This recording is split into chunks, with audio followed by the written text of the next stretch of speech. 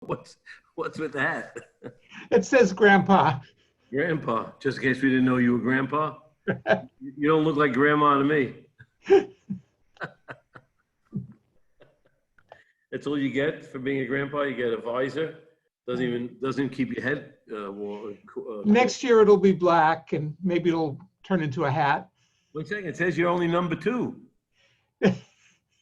Uh-oh. What's the number 2? It says 1 or 2. It says number 2. Why are you only number 2? What does that say? Oh, my mechutin is number 1. What do you mean? You're older. I mean, you're better looking. Okay. Anyway, I don't have any heavy duty. I want to share with you something. Mitchem, when Chayshel starts, we're going to do something a little more serious. But till then, I'm just going to do a nightly routine. So hopefully it won't be comical, but hopefully it'll be entertaining. How's that? So, hi, Roy. It's good to see you. Yeah, you don't usually come, Roy. You're good to see you. Same here. Yeah, I'm usually running the mincha. Okay. So here it goes. I read a story. I'm not going to get into the whole story, but it reminded me of something. I want to share something very fascinating that I came across not long ago, and most people don't know about it. It's an interesting little piece of history, or allegedly. So I read a story.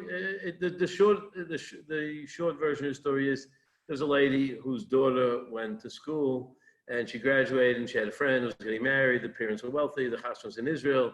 The parents of the girl wanted her friends to come. So they invited many of her classmates who were single, and they needed mothers to chaperone. So her mother ended up going on the trip together with 2 other mothers. And she goes on this trip together with a group of girls, friends who are going to this friend's wedding. And this girl's mother is together with 2 other women who give her the cold shoulder. And this whole story is about the way they mistreat her. They don't let her, when they have to make trips, they don't put her on, they said there's no room on the van, and all kinds of stuff. And they sort of, distance from her, and they don't treat her right. Anyway, she's upset, but she holds herself in, she doesn't react. The end of the story is they finally go to the wedding, but she was miserable because these other 2 women who chaperoned with her, shunned her, and they didn't treat her nice. Anyway, she goes back. Meanwhile, the story goes that over time, all the girls in the class get married except the daughters of these 2 women. And even though in her heart, she never harbored any resentment towards them, she felt bad, but she was meichel them. In the end, it was her father's yahrzeit. She remembered what was going on. She asked her father to intercede to be meichel these women, and she formally made a mechil to them, and eventually they got engaged. That was the story. That's the story I read. And, it's basically a classic story where people act nasty, and then the victim, takes the high road. And although it's painful, no one says it's not painful, but, says, look, it's all min Hashemayim. I'll just bite my lip and I'll do the best I can. And not only is she meichel, but she's meichel b'leiv shalom eventually. And that's the story. That's the beginning and the end of the story. That's it. So when I was thinking about that, I came across something that talks about why did Rabbi Yisrael Salanta start the Muslim movement? What was the episode? I don't know if anyone here on this forum heard it. What was it that stirred Rabbi Yisrael Salanta to begin to initiate the Muslim movement? Obviously there were Muslim books. There were many Muslim books written way before him. But this idea of self-improvement and all that. So the story goes as follows, and this is an interesting discussion that took place between, it's recorded, Reb Zev Chechik, Reb Velvel Chechik. He was a Talmud, I believe, of the Brisker Rav. And he was talking one day with another great Yushalmi, Reb Nota Tzenvert, okay? And so this Reb Velvel Chechik was telling Reb Nota Tzenvert about the alleged, the story, the history of what was it, what was the story that got Rabbi Yisrael Salanta so aroused that he said, we've got to change people. People have to learn Mussar, otherwise there's no hope. The story goes like this. I'm going to paraphrase, it's written in Hebrew. In one of the cities somewhere in Lithuania, it's because in all the other places we were Chassidim. Chassidim always nice. They didn't need Mussar. It's only the Litvaks that needed it. I'm just kidding. I'm just kidding. It just starts off. And somewhere in Litva, there was a man living, and he was a poor man. He was absolute poverty. And he had a very low-level profession. He was the guy who worked for a shoemaker, and he was in charge of fixing the soles, when there were holes in the soles, and in Yiddish it's called a lattice, and a person who fixes the soles, a latticher. That's what it's called. Right? So one day, the sun shined on him. He received a Yerusha from some long-lost relative, and overnight he became from a poor man to a rich man. And eventually, once, as they say in old tradition, the Baal HaMeya is the Baal HaDeya. The Baal HaMeya, the man who has the Meya, the 100, he's the Baal HaDeya. Suddenly become, big shot. And obviously, he became eventually, slowly but surely, he became one of the Rosh Kahal, one of the, the prominent people in the community, making decisions for the community. And not only that, his son ended up marrying the rabbi's daughter. Here he was, a lowly shoe repairman, not even a shoemaker, but just a shoe repairman, and fixed the holes in the soles. And his son married the daughter of the Marad Asher. And it was at the chuppah. You can imagine the peak of his life. He reached, from poverty to success.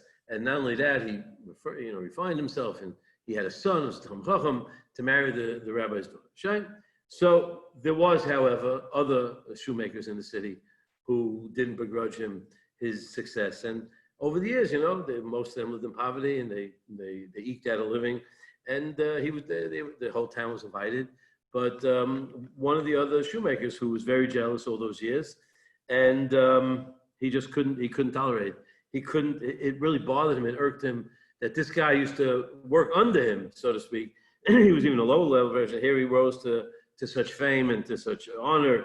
And so what he did was, while they're standing around, in the middle of the chuppah, this guy who just couldn't hold himself back pulls off a shoe, and it has a hole in the sole. This jealous shoemaker, and he turns to this now Gever, who used to be the Latacha.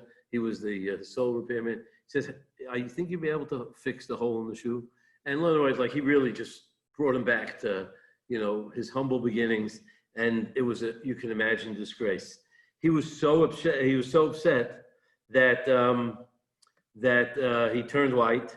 He turned white, and from one moment of joy, he turned into dark clouds of morose and depression. He fainted, and he ended up having a heart attack. They called some medical professionals, whoever was there. It's an old time. And he died under the chuppah. This is the story that's told. So when Rabbi Yisrael Salanta said, this is how the story goes, that when Rabbi Yisrael Salanta heard this story, he said, if people could come to that level, that they're able to torture someone who came from poverty to success and embarrass him in public, the way that jealousy can bring someone to that, unless we reform the Jewish people with the limit of Musar, there's no hope for the Jewish people. And that's what stirred Rav Shlomo Salanta to start the Musar. That's a legend. It's known, it's recorded in other places. So, but the second part of the story is the interesting part. So this fellow who heard the story from Reb Velvel Chechik, he was a famous figure in Yerushalayim in those days, and he heard it. And Yerushalmis, they don't just take things at face value. They think and they analyze. And Yerushalmis are clever. And he says no, it's Kenishstein. He says it can't be. He says it's a plia. He says it's unbelievable. He says, obviously, of someone to do that, to be so cruel and to confront someone at the day of his wedding and pick up your shoe with a hole in it and ask him, remind him of his humble beginnings, and ask him if he can repair the shoe. It's such a hashchasa, such a corruption. He's obviously an unusually bad or sick individual. That certainly couldn't be what Rabbi Shlomo Salanta was worried about. Certainly, he said Rabbi Shlomo Salanta didn't think that every Jew is capable of becoming like that. This is obviously an evil person. There are always going to be evil people. Even with the Muslim movement, we still have bad people. So he just couldn't believe it. This Reb Natan Semver said it's Kenishstein. So he said, I'll tell you what motivated him. He's thinking where he says, I'll tell you what it was. He says, you know why the Batei Musa came, why they started Musa? Not because of the one who disgraced him, but the one who died from embarrassment. He said, do you imagine? He says, this is what we have to work on. Here he was, a man. Okay, he started a humble beginning. He had money. He was wealthy. He had honor. He had a position of authority. He was zeicha to be mishadach with the Rav. Someone who has so much good and God has bestowed with him. What are you fainting because someone comes and insults you? That's how you take it to heart. He says, why do you take it so to heart? To the point that you fall and down and you expire you get a heart attack. He said, you should be dancing. You should have taken that guy's shoe and stand in front of everyone and do a rikud with the guy and say, sure, I can do it too. I'll help you after the chasna. He said, that is what we need Musa for. That people are so corrupt, there's always going to be rotten people. That's not what Musa is for. Musa is for us, even the good people. That we should realize and put things in perspective and look in life. And even when people mistreat us and even when people, demean us, let's look at the bigger picture. Look at what we have in life. Are we going to ruin our lives and get into gloom and doom and get to the point of a heart attack and despair because some low, level, troubled individual reacts to you? He says, that's what he said. That's what Rabbi Shaul had to bring the Musa movement for, to be able to, so that we would have a better perspective. It's a great story, a great interesting perspective. Again, I'm not sure if he's right, but this is what he suggested. But something to think about, and a nice lesson. It's a nice story. The whole thing, the beginning to the end, is nice. This is what I wanted to share with everyone tonight. I hope you enjoyed it. And amidst Shem, tomorrow night, we will continue our nightly routine. And it's so nice to have everyone here. Really, I mean it. I don't just stop saying it. It's so nice to meet such good friends who come regularly and mechazik me more than I'm probably mechazik you. That we get a chance to just sit and share and learn and be inspired. We're fortunate. We should dance. We should take off our shoes and thank Hashem, even if it has holes in them. Okay. As long as our souls are okay, who cares about the souls on our feet? Holy souls. Holy souls, holy souls. Okay. I'll leave the rest to Bernie to figure out the rest of the puns on that end. Okay. Everyone have a great night. I'll see you later.